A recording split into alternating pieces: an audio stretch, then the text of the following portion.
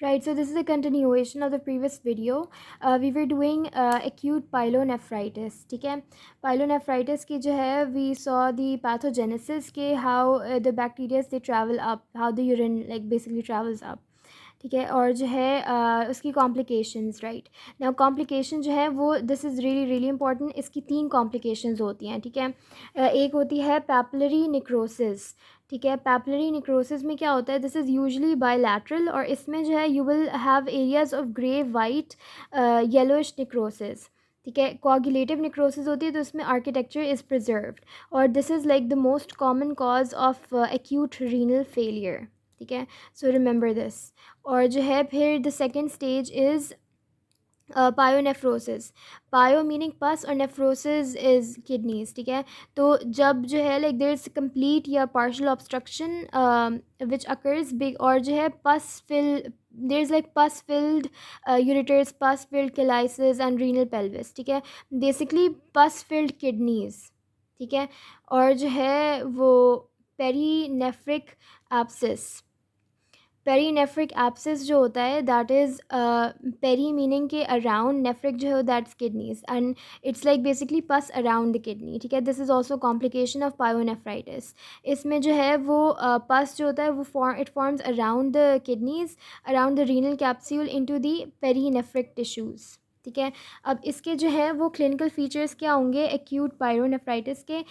It is mostly common in immuno like suppressant people या immuno deficient patients में, pregnant females में, diabetes mellitus में, if you gender में, gender female में, because it's most common because they have short urethras and like physiologically they are like more prone, and age wise जो है वो let's say किसी को BPH है या कैथेटराइजेशन मेल्स में हायर एज में ज़्यादा होता है। वेसिकोयूरेटरल रिफ्लक्स की वजह से जो है वो ज़्यादा होगा। यूरिनरी ट्रैक ऑब्स्ट्रक्शन अगर किसी में है सो पायो chances of pyelonephritis increases. And अगर किसी को एलोग्राफ्ट लगा है, ठीक है, तो एलोग्राफ्ट की वजह से polyoma virus can infect and it can also lead to ये पायलोनेफ्राइटिस।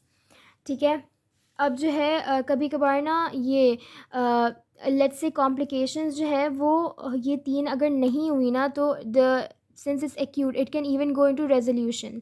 ठीक है, तो अगर रेजोल्यूशन स्टार्ट हो गई ना तो न्यूट्रोफिल्स जो होते हैं they are replaced by macrophages, plasma cells, lymphocytes, लेकिन ना दैट कॉजेज़ इरेगुलर स्कारिंग, तो स्कार्स बन जाते हैं। ठीक है, एंड ये जो स्कार्स होते हैं ना like this is associated with inflammation, fibrosis and deformation of the underlying callus and pelvis. लेकिन ये जो डिफॉर्मेशन होती है ये इतनी ज़्यादा नहीं होती जितनी क्रॉनिक पायलोनेफ्राइटिस में होती है। ठीक है, यूजुअली जो है वो कॉम्प्लिकेशन हो जाती हैं, बट अगर कॉम्प्लिकेशन नहीं हुई तो देयर इज़ मिनिमल स्कारिंग। ठीक है, now coming on to chronic pyelonephritis. Chronic में जो है you just have to remember कि हर क्रॉनिक डिजीज़ में जो है time period is more than 3 months और स्कारिंग होती है, फाइब्रोसिस हो जाता है। ठीक है, this involves tubulo interstitial inflammation and scarring in calyces and pelvis. ठीक है, इसके 2 फॉर्म्स होते हैं। इसकी जो है एक होता है reflux nephropathy, this is very important. ठीक है, ये दोनों बहुत इंपॉर्टेंट है। एक तो होता है रिफ्लक्स नेफ्रोपैथी होता है और दूसरा होता है क्रॉनिक ऑब्स्ट्रक्टिव पायलोनेफ्राइटिस।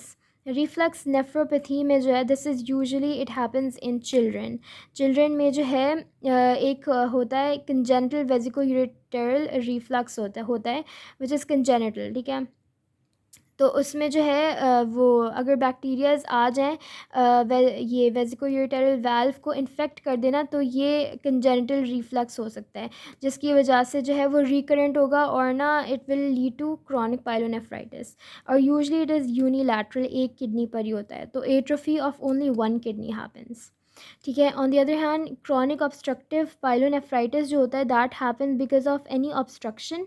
ठीक है, कोई renal inflammation and it causes renal inflammation and scarring, और ये यूजुअली बायलैटरल होता है। ठीक है, तो ऑब्स्ट्रक्शन इतनी लाइक क्रॉनिक होती है, यू नो, परसिस्टेंट, और जो इसमें फाइब्रोसिस और स्कारिंग दोनों हो सकती है। ठीक है, अब जो है coming on to the morphology में जो है ग्रॉस इसकी बहुत like you can see gross features very clearly irregularly scarred होते हैं। ठीक है। Like in the acute one I said कि स्कारिंग होती है, but the scarring is not that much as compare to the pyelonephritic chronic वाली, ठीक है। इसमें इरेगुलर स्कारिंग होती है और एसिमेट्रिकल इन्वॉल्वमेंट होती है, ठीक है। और जो है इसका जो हॉल मार्क होता है ना, that is course and it is discrete cortico medullary scars on blunted and deformed calyces and flattened papillae. I'll like show you the picture so it's easier. Basically इसमें जो है ये कैलसिस जो है दे बिकम ब्लंटेड, ठीक है।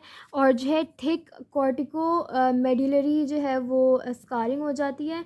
And जो है ये फ्लैटेंड पैपिलाई, ये जो पैपिलाइज होते हैं ना they tend to become flattened as well, ठीक है। और जो है डिफॉर्म्ड कैलसिस हो गए, ठीक है। अब जो है माइक्रोस्कोपिकली हमें क्या दिखता है, एक और चीज़ होती है microscopically that what we see, it is known as thyroidization. इसमें जो है cast filled epithelial cast filled flattened epithelium होती है which is known as thyroidization, ठीक है।